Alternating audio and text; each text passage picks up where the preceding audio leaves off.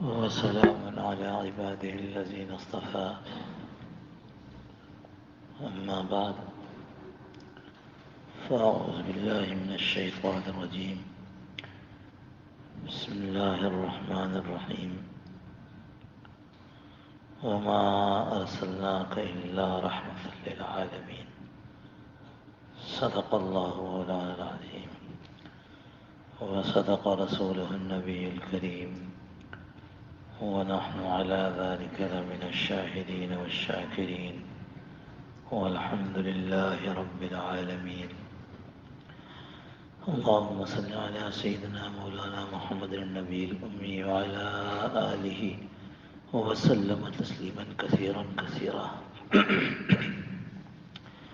اللهم رب الحل والحرام ورب البيت الحرام ورب الركن والمقام أبلغ لروح سيدنا مولانا محمد منا السلام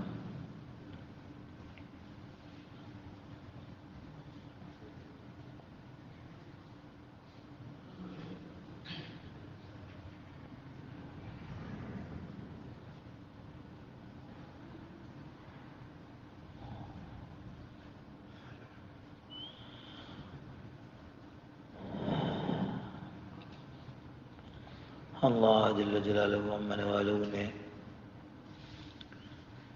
حضور اکرم صلی اللہ تعالی علیہ وسلم کو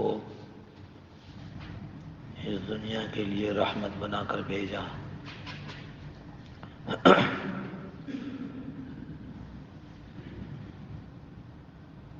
کہ آنکھوں کی کتارا نام محمد و دل کا اجالا نام محمد۔ حضور صلی اللہ تعالی علیہ وسلم کی ذات بابرکات، وہ تو اپنی جگہ، آپ صلی اللہ تعالی علیہ وسلم کا نام مبارک بھی ایسا ہی ہے، محمد۔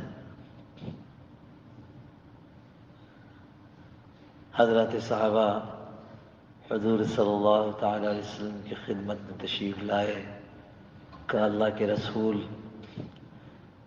یہ لوگ، یہ مکہ کے کافر، یہ قریش جو ابھی تک مسلمان نہیں ہوئے ہیں، یہ لوگ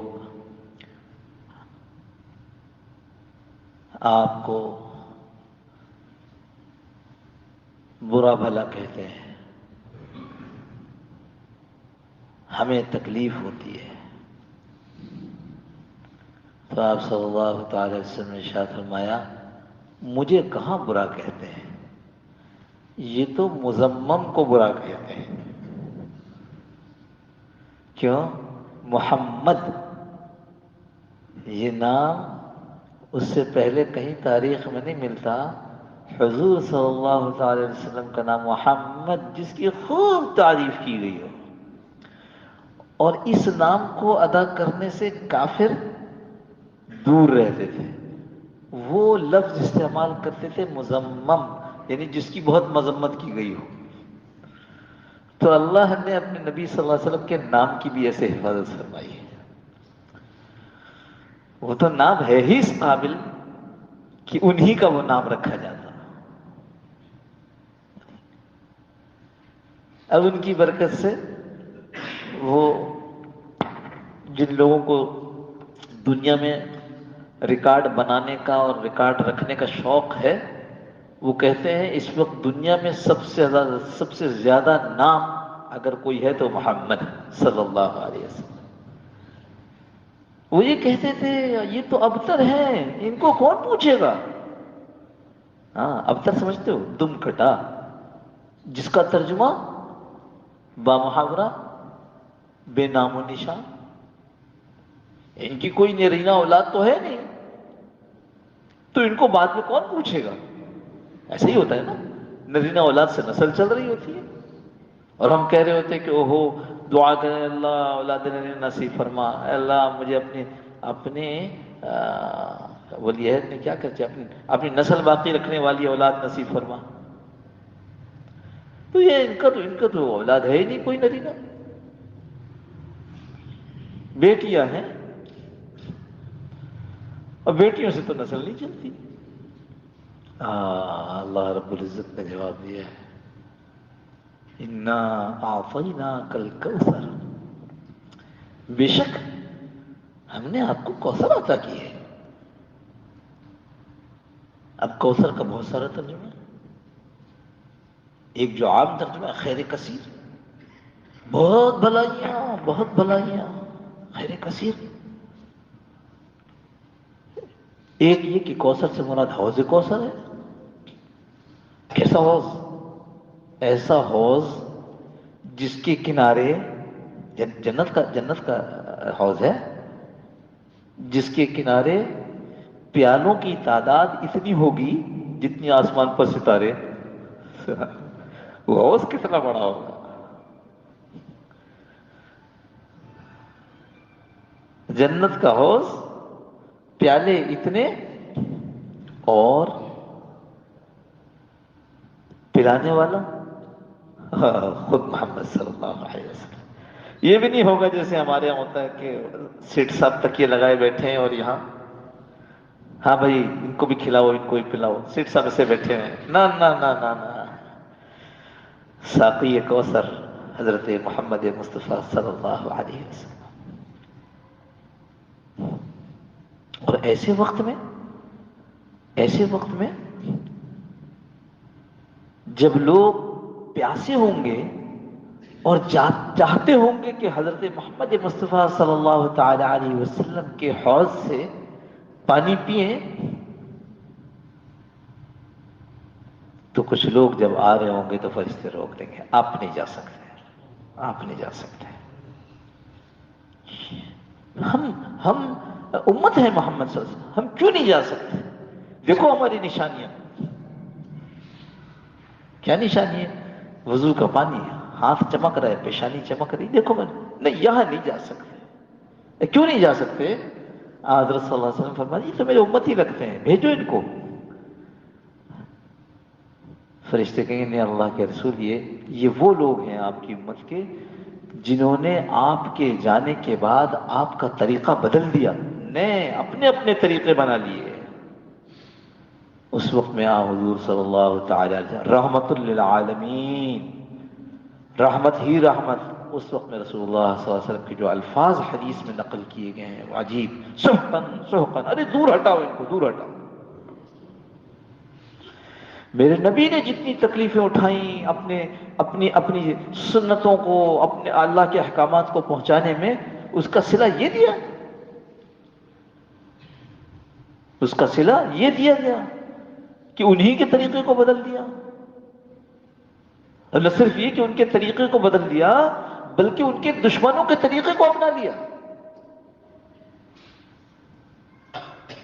بتاؤ، ان کے دشمنوں کے طریقوں کو اپنا لیا.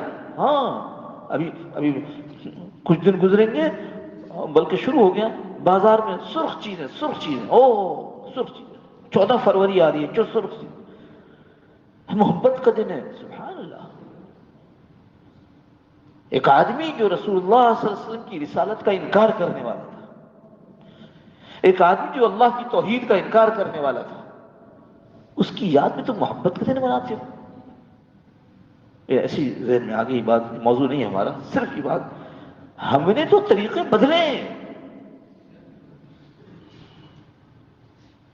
جب تک اس طریقے پر تھے، جب تک، سال 2 سال نہیں، سالوں، جب تک اس طریقے پہ تھے، دنیا کے ماتھے کا جھومر تھے، مسلمانوں کو ہاتھوں ہاتھ لیا جاتا تھا. قول میں، عمل میں، دل کی کیفیت میں مسلمانوں کا کیا بات تھی. مسلمانوں کی جہاں جاتے ہی محمد کی امتی ہیں، لے لو.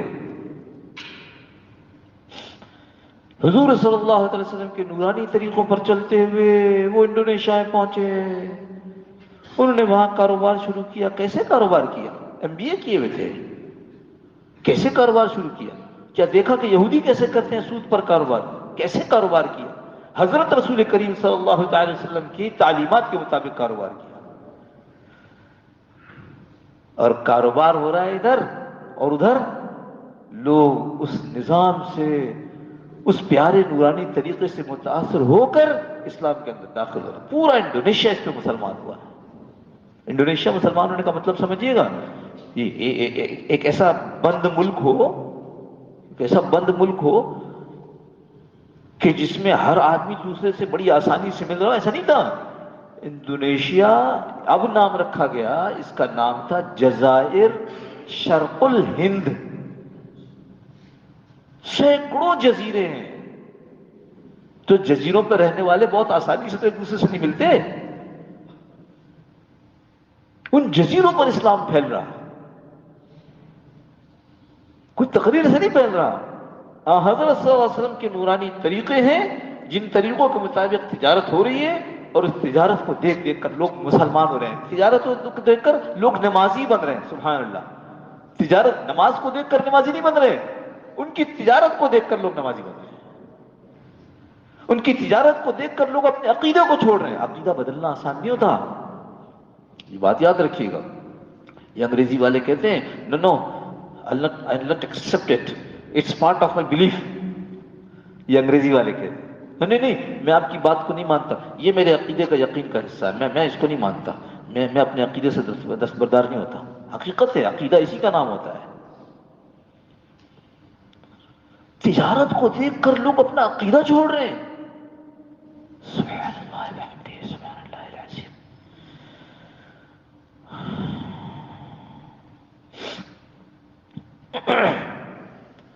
تو میرے دوستو، جب تک مسلمان اسلام پر رہا، جب تک مسلمان اسلام پر رہا، اس کی آخرت تو بنی رہی تھی. اللہ نے اس کو دنیا میں بھی اونچا رکھا تھا. اور جب مسلمان نے اسلام چھوڑ دیا، اسلام چھوڑ دیا، وہ دنیا میں تو دنیا میں، وہ اپنے گھر میں بے چین بے سکون ہو گیا. دنیا والے تو کیا عزت کرتے، اپنی بیوی شوہر کی عزت نہیں کرتی، اپنا شوہر اپنی بیوی کی عزت نہیں کرتا. وہ جو وہاں سنتے تھے یورپ میں، مجھے کسی نے بتایا یہاں پاکستان میں کہا، اس نے، میں نے خود اپنی آنکھوں سے دیکھا، جس نے مجھے نقل کیا کہ میں نے خود اپنی آنکھوں سے دیکھا کہ باپ نے کہا فلاں بات، تو کہتے ہیں no no dad mind your own business, آپ اپنا کام کریں، میرے کام مداخلت نہ کریں. یہ ہم پہلے سنتے تھے یورپ کی بات. قرآن اور حدیث کی تعلیم سے دور کر کے دشمنوں کی تعلیم دلا کر اپنی نسلوں کو یہاں تک پہنچا رہے ہیں.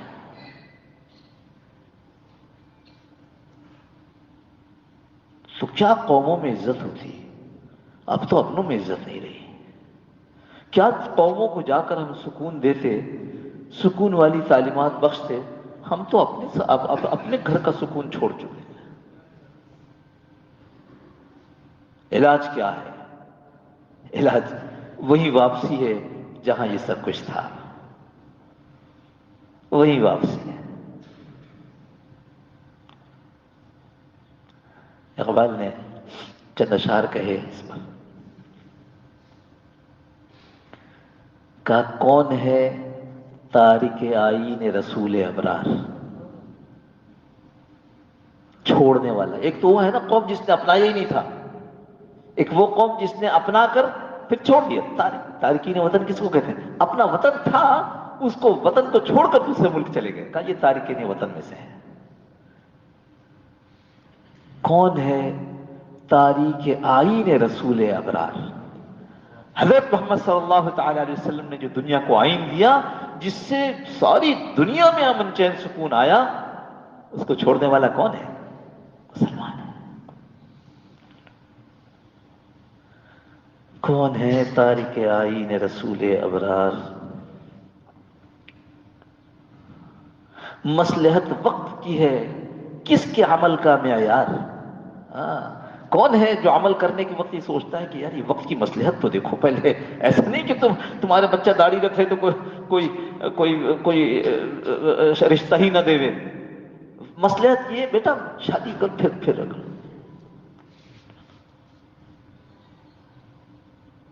کسی سے پوچھو آپ رسول صلی اللہ علیہ وسلم کی سنت ہے آپ عمر کا ایک حصہ گزار چکے. نہیں ابھی میری بیٹیاں ہیں نا, تو اگر میں داڑھی رکھوں گا تو سفید ہو جائیں گی, اور وہ پھر بیٹیوں کو کہیں گے کہ یہ بڑی عمر کی ہے. سبحان اللہ, اللہ کے حکم کو, نبی کی سنت کو اس لیے چھوڑ رہے ہو کہ ہوگا.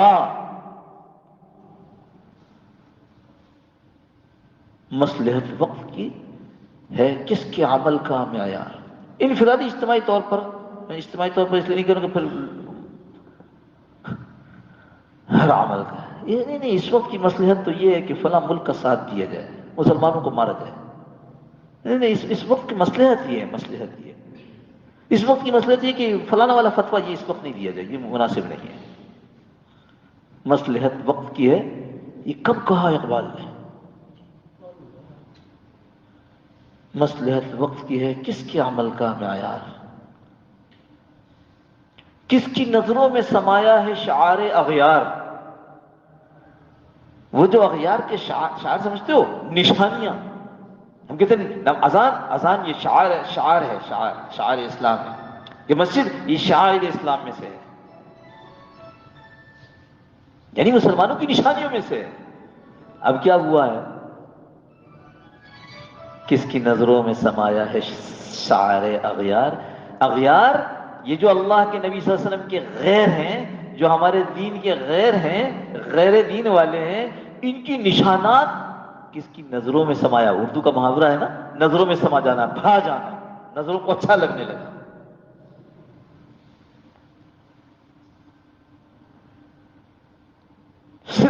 صرف نماز نہیں, نماز تو چھوڑ ہی دی جی, نماز تو چھوڑ دی.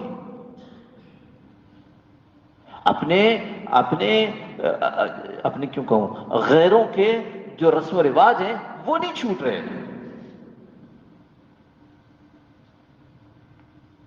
غیروں کے ایسے جو ان کا نشان ہے.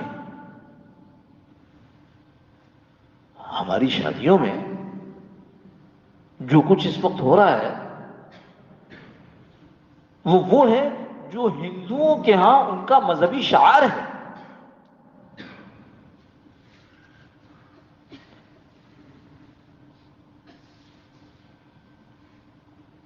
بچیوں, اپنی جوان بچیوں کو غیر محرم کے سامنے نچانا, سبحان اللہ, کتنی آرام سے راضی ہیں. کس کے نام پر؟ شادی ہے, اور کیا وہ کون سا مہندی ہے, اور اس کے اندر تو ڈانس ہونا ہی چاہیے.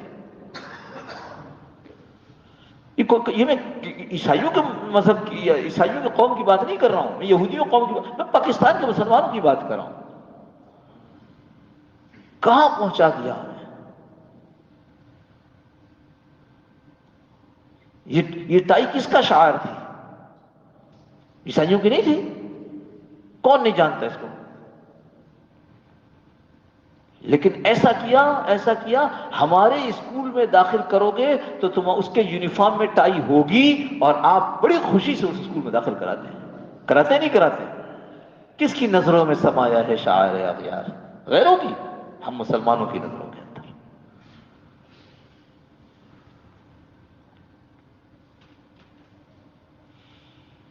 کون ہے تارک آئین رسول ابرار,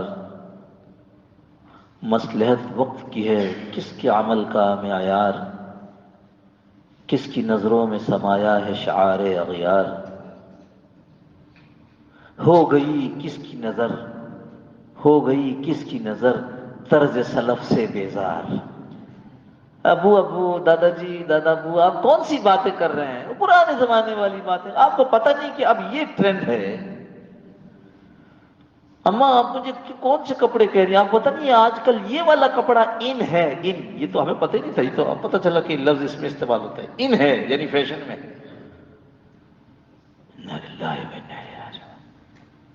ہو گئی کس کی نظر؟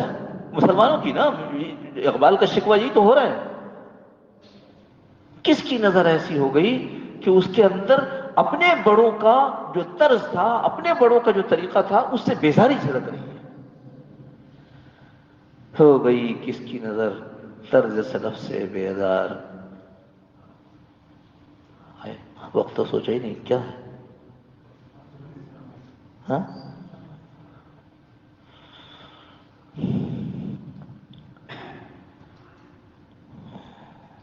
عجیب مرد تھا وہ جس نے اس زمانے میں یہ الفاظ کہے ہیں.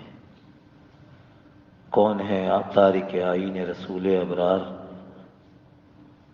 مصلحت وقت کی ہے کس کے عمل کا معیار، کس کی نظروں میں سمایا ہے شعار اغیار، ہو گئی کس کی نظر طرز سلف سے بیزار، قلب میں سوز نہیں روح میں احساس نہیں. قلب میں سوز، وہ جو گرمی تھی ایمان کی وہ نہیں رہی، وہ جو روح میں ایک احساس تھا ندامت کا ختم ہو گیا. قلب میں سوز نہیں روح میں احساس نہیں، کچھ بھی پیغام محمد کا ہمیں پاس نہیں.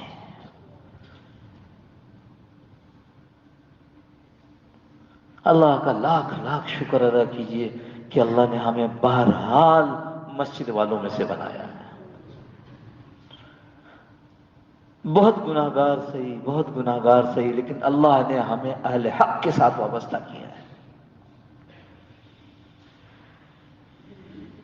اہل حق کے ساتھ وابستگی کا یہ نتیجہ ہے کہ ہماری نگاہوں میں سارے دینی کام برابر ہیں اور وہ ہمارے کام ہیں. کر نہ سکے اس کا افسوس، لیکن ہیں ہمارے کام. علماء کے ساتھ مضبوط تعلق، علماء کا نام سن کر خاموش ہو جانا. کسی عالم نے کہا اچھا اب ہم خاموش ہیں. علماء کی بات سن کر اس کو وزن دے، الحمدللہ الحمدللہ، اللہ کا شکر ادا کریں. ورنہ اس وقت ایک بڑی تعداد خود مسلمانوں میں ایسی ہے جو اس سے بیزار ہے. نعوذ باللہ من ذالک. اللہ کا شکر ادا کیا، اہل حق کے ساتھ وابستہ کیا اللہ نے. علماء کے ساتھ خوب رابطہ ہو، اولیاء اللہ کے ساتھ خوب رابطہ ہو، ایسا ہو اپنے آپ کو ان کے حوالے کر. لیجئے جی میں بیمار ہوں، اب آپ کے ہاتھوں پر ہوں، جیسے چاہیں ہمارا علاج کریں. یہ اللہ کا شکر ادا کیجیے. ورنہ سمجھ میں نہیں آ رہا. ابھی عصر کی نماز کے بعد جب ہماری وہاں مجلس ہوتی ہے وہاں سے ختم ہوا، مغرب کے بعد میں ادھر آ رہا تھا تو ایک ساتھی نے روک دیا مجھے. آپ لوگ تو نکل گئے تھے، تو ساتھی نے روکا مجھے کہ مجھے بتائیے کہ تصوف کیا چیز ہے. ایک اللہ کے بندے خود بیچارہ آتا ہے لیکن لوگوں کو تکلیف ہے. ارے کس جگہ جا تصوف تصوف، ارے تصوف پتہ نہیں، یہ تو ایسی، یہ تو بیکار، یہ تو بدعت ہے، یہ تو فلانا ڈمکا. اللہ کا شکر ادا کیجیے اللہ نے ہمیں اس کی سمجھ عطا فرما دی ہے. کسی نہ کسی درجے میں اگر کر نہیں پاتے، اس پر پابندی نہیں کر سکتے، تو دل میں ان سے اللہ والوں سے محبت تو ہے. حضرت نے ایک واقعہ سنایا تھا ہمیں، تو میں بغیر نام لیے عرض کرتا ہوں کہ ایک شخص تھا، انگریزوں کا زمانہ تھا مگر مسلمان اپنے دین پر انفرادی طور پر کچھ نہ کچھ چلتے تھے. تو ایک شخص تھا جو مسلسل حضرت امام صاحب، امام اعظم ابو حنیفہ رحمۃ اللہ علیہ کی برائی کرتا تھا، برائی کرتا تھا، اور ان کے متعلق بہت گندی اور غلط اور غلیظ باتیں، الزامات ان پر لگاتا تھا. تو اس کے ایک بڑے انہوں نے کہا کہ یہ آدمی جس طرح امام صاحب کی برائی اور ان پر الزامات گندے لگاتا ہے، مجھے ڈر ہے کہ اس کا خاتمہ خراب ہوگا. یہ قصہ ہمیں ہمارے شیخ حضرت مولانا نور محمد صاحب رحمۃ اللہ علیہ نے خود سنایا. اور پھر یوں ہوا کہ کچھ دنوں کے بعد اس نے اسلام کو چھوڑ دیا اور قادیانیت قبول کر لی، اور اسی حال میں مر گیا. لوگ ان کے پاس پہنچے، ان عالم صاحب کے پاس، کہ جی تھا تو آپ کا ماننے والا، امام صاحب کو بہت برا کہتا تھا، آپ نے کیسے یہ اندازہ لگایا کہ اس کا خاتمہ خراب ہوگا؟ فرمایا اللہ نے کہہ دیا کہ جو آدمی میرے کسی ولی کے ساتھ لڑائی کرے گا، اس کو ایذا پہنچائے گا، اس سے دشمنی رکھے گا، تو اس کی میرے ساتھ لڑائی ہے، اللہ کے ساتھ لڑائی ہے۔ تو جب اللہ کے ساتھ لڑ رہا تھا تو یاد رکھو، جب آدمی حملہ کرتا ہے تو دشمن کی سب سے اہم چیز پر حملہ کرتا ہے، اللہ نے اس کے ایمان پر حملہ کر اس کو محروم کر دیا۔ اللہ کا شکر ادا کیجئے کہ ہمیں اولیاء اللہ سے محبت ہے، ہم اللہ کے ولیوں کو اپنے سروں کا تاج سمجھتے ہیں، اللہ کا شکر ادا کیجئے۔ اور تیسری بات، اللہ کا شکر ادا کیجئے، ایسے زمانے میں اللہ نے ہمیں پیدا کیا، ایسے اہل حق سے ہمارے رابطے کر دیے کہ ہمارے سر کا تاج یہ دعوت کے پھرنے والے، جن کو دوسرے لوگ کہتے ہیں کہ یہ تو ویلے ہیں، یا یہ تو لوٹے والے ہیں، یا فلانے فلانے، ہم ان کی عزت کرتے ہیں، ان کو اپنے سروں پر رکھتے ہیں۔ جب یہ ہمارے گھروں کی گھنٹیاں بجاتے ہیں تو ہم نکل کر گالیاں نہیں دیتے۔ ہمارے گھر، ہم ایک گھر پہ دیکھا، ہم نے اس لیے کریں، ہمارے گھر پہ یہ لکھا ہوا نہیں ہے کہ تبلیغ والے ہمارے گھر کا دروازہ نہ کھٹکھٹائیں۔ سبحان اللہ، اللہ کا احسان ہے، اللہ کی بڑی مہربانی ہے، یہ محنت ہے، یہ محنت۔ لوگ آئے حضرت مولانا الیاس صاحب رحمۃ اللہ علیہ کے پاس، حضرت اتنا بڑا کام چل رہا ہے، یہ ہندوؤں کی کانگریس کے مقابلے میں مسلمان مسلم لیگ بنا کر کے اپنی آزادی کی جنگ لڑ رہے ہیں، حضرت آپ بھی تو اس میں شامل ہوں۔ فرمایا تم بہت اچھا کر رہے ہو یہ کام کہ تم مسلم لیگ کے ساتھ مل کر اور کیا کر رہے ہو، اور تم انگریزوں کو ہندوستان سے نکالنے کی کوشش کر رہے ہو۔ پر دیکھو میں بھی ایک کام کر رہا ہوں، تم کام کر رہے ہو اچھا ہے کرو، تمہارے کام سے کیا ہوگا، انگریز ہندوستان سے نکل جائے گا، اور میں کام کر رہا ہوں کہ انگریز ہندوستانیوں کے دل سے نکل جائے۔ ایک کام ہے، جا کے دیکھو میڈیکل کالجز کے اندر ایسے پگڑیوں کے والے لڑکے کہ جن کو سمجھو کہ شاید یہ دورے کے طالب علم چلے آ رہے ہیں، یونیورسٹیوں میں جا کے دیکھو، مکہ مکرمہ میں عالم سنانے لگے کہ میں کیلیفورنیا یونیورسٹی لاس اینجلس میں گشت کے لیے جا رہا تھا، دیکھا سامنے سے ایک لڑکا آ رہا ہے پگڑی پہنے، مجھے بڑی خوشی ہوئی، میں اس کے پاس گیا، عرب تھا، میں اس سے ملا، میں نے کہا ایک بات بتاؤ کہ اس ماحول میں، یہاں سے کئی سال پہلے کی بات ہے، کئی سال، مقدس 15 سال سے زیادہ ہو گیا، میں نے اس سے پوچھا کہ تم کو اس ماحول میں جس میں ننگا پن ہے، اس میں تم کو پگڑی پہنتے ہوئے جھجک نہیں ہوتی، شرم نہیں آتی؟ تو کہنے لگا مولانا عجیب بات کرتے ہیں، جب یہ لوگ اللہ کے حکم کو توڑتے ہوئے نہیں شرماتے تو میں نبی کے سنت پر چلتے ہوئے کیوں شرماؤں؟ کیسا مزاج بنایا گیا ہے۔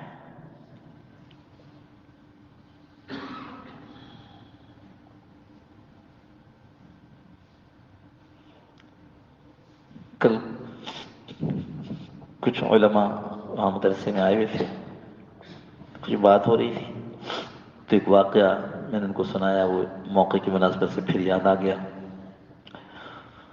حضرت مولانا سید خان صاحب رحمہ اللہ انڈیا تشریف لے گئے، تو فرمانے لگے کہ مجھے ایک ساتھی علی گڑھ لے کر گئے، علی گڑھ یونیورسٹی مسلمانوں کی، کوئی 10-11 بجے کا وقت تھا، تو جب ہم اندر داخل ہوئے اس کے احاطے میں، تو ایک طرف کالج یونیورسٹی کی جو کلاسیں ہوتی ہیں وہ، اور ایک طرف مسجد بنی ہوئی تھی، تو میں نے دیکھا کہ طلبا مسجد کی طرف بہت آ رہے ہیں ادھر، تو جو صاحب مجھے لے کر گئے تھے میں نے ان سے کہا کہ کیا کوئی جنازہ آیا ہوا ہے؟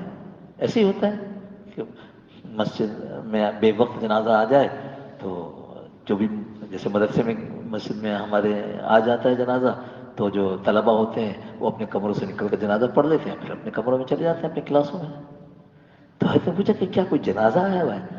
کہا نہیں جنازہ نہیں۔ تو یہ جو طلبا اتنے جا رہے ہیں اس طرف مسجد کی طرف، کہا حضرت یہ تبلیغ والوں نے محنت کی ہے، اس محنت کے نتیجے میں اب آج امتحان ہے، تو پہلے جا کے طلبا 2 رکعت صلاۃ الحاجت پڑھیں گے، پھر امتحان میں بیٹھیں گے۔ سبحان اللہ۔ تو دوستو اللہ کا شکر ادا کرو کہ اللہ نے اس کام سے بھی وابستگی عطا فرمائی ہے۔ کسی کو اگر اشکال ہے کسی کو اگر اشکال ہے تو تبلیغ والے پر ہے، تبلیغ پر نہیں ہے کسی کو. الحمدللہ الحمدللہ. ایسی جیسے کسی کافر کو اشکال ہوتا ہے تو مسلمان سے ہوتا ہے، اسلام سے عام طور پر نہیں ہوتا. وہ کہتا ہے یہ مسلمان ان کی طرح بن جاؤں، او پھر شرمندگی ہوتی ہے.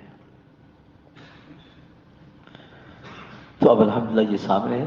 اگلا ہفتہ 27 جنوری کی شام سے 28 29 30 کی صبح دعا ہے.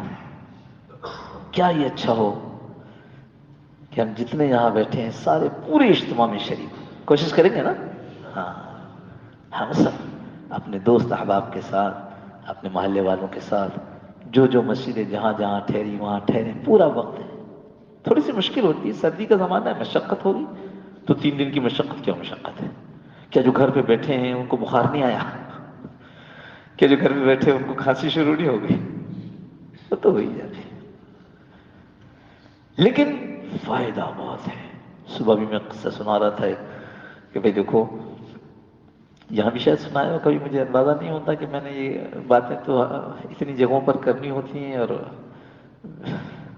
اللہ ان کو قبول فرما لے. بھائی قبول نہ کیا تو پھنس جائیں گے. آپ حضرات دعا کیا کرو. حضرت فرماتے تھے کہ ممبر پہ کے سامنے بیٹھنے والے تو بچت ہو جائے گی، ممبر پہ بیٹھنے والا پکڑا جائے گا. کس طرح بات کی تھی، کیوں کی تھی، کیسے کی تھی. دعا کیا کرو اللہ قبول فرما لے.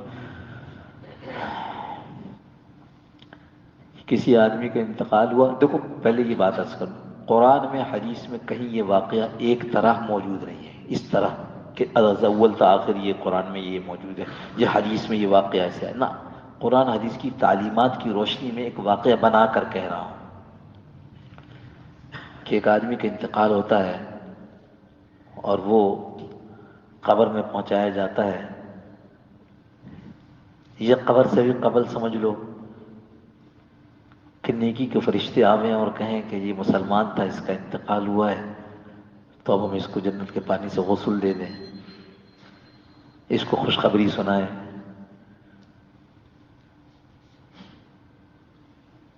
تو بدی والے فرشتے کہیں نہیں بھائی مسلمان تو تھا لیکن گناہگار تھا بہت، ہم تو پٹائی کریں گے.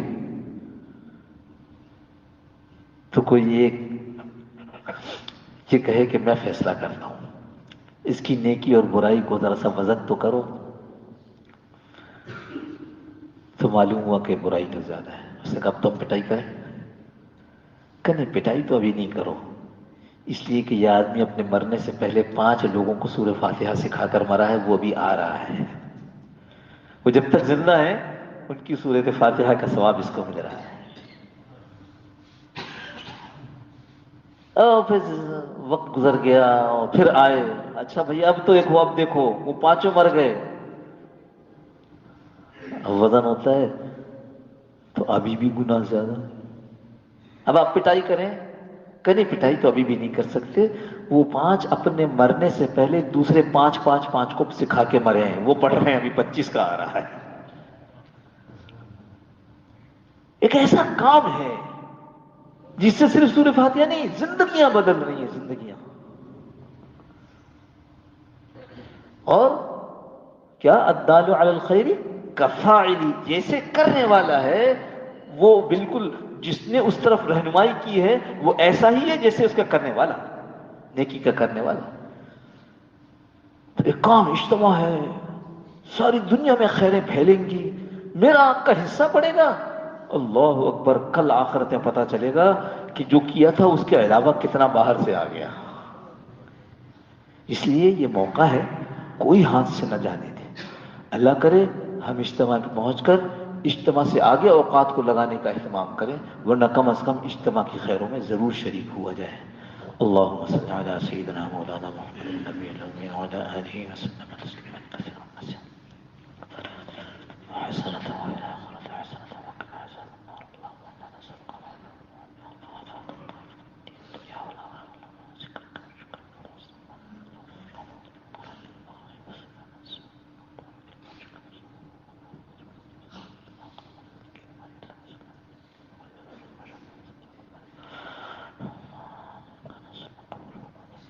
دعا فرمائیے اللہ پاک سارے بیماروں کو شفا کاملہ عاجل مستقبل نصیب فرما دے. ہمارے حضرت مفتی صاحب کی طبیعت خراب ہے کافی دن سے، کل مزید خراب ہوئی، دعا فرمائیے اللہ کامل شفا نصیب فرمائے۔ ہم سب بیمار ہیں روحانی جسمانی، اللہ ہم سب کو، جتنے بھی امت محمدیہ کے مریض ہیں اللہ سب کو روحانی جسمانی طور پر شفا کامل عاجل مستمر نصیب فرما دے۔ سارے مرحومین کی اللہ پاک کامل مغفرت فرما دے، اور جو جو بھائی جس مسئلے میں پریشان ہیں یہاں ہوں نہ ہوں، امت محمدیہ صلی اللہ علیہ وسلم کا حصہ ہے، جو جس مسئلے میں پریشان ہے اللہ کے ہاتھ میں سارے مسائل کا حل ہے، اللہ پاک سب کے سارے مسئلوں کو عافیت کے ساتھ حل فرما دے۔ دعا فرمائے اللہ پاک ہم سب کی ساری دعاؤں کو حضور صلی اللہ علیہ وسلم کی برکت سے قبول فرما دے۔ وصلی اللہ تعالی علی خیر خلقہ محمد وعلی آلہ وصحبہ اجمعین برحمتک یا ارحم الراحمین۔ 1 منٹ اور دے دیجیے۔ یہ مستورات کے لیے یہ پیغام ہے کہ وہ چونکہ اجتماع میں نہیں جا سکتی تو وہ اجتماع کی کامیابی کے لیے گھروں میں دعائیں کریں، روزے رکھیں، قرآن کی تلاوت کریں، صدقہ دیں، اور اس میں اللہ سے اس کو بنیاد بنا کر کے اللہ میں نماز اس لیے پڑھ رہی ہوں 2 رکعت کہ اللہ اجتماع کو کامیاب فرما دے، میں اس لیے روزہ رکھ رہی ہوں کہ اللہ اجتماع کو کامیاب فرما دے۔ اور یہ یاد رکھیے ہمارے ہاں کامیابی، اجتماع کی کامیابی، ہمارے بڑوں کے ہاں، ہمارے علماء اولیاء کے ہاں کامیابی یہ نہیں ہے کہ مجمع جمع ہو جائے، کامیابی یہ ہے کہ کتنے لوگوں نے اس میں اپنی زندگی کو بدلنے کا ارادہ کیا اور پھر اللہ نے اس کو قبول فرما لیا۔ قبولیت کی دعا فرمائیں۔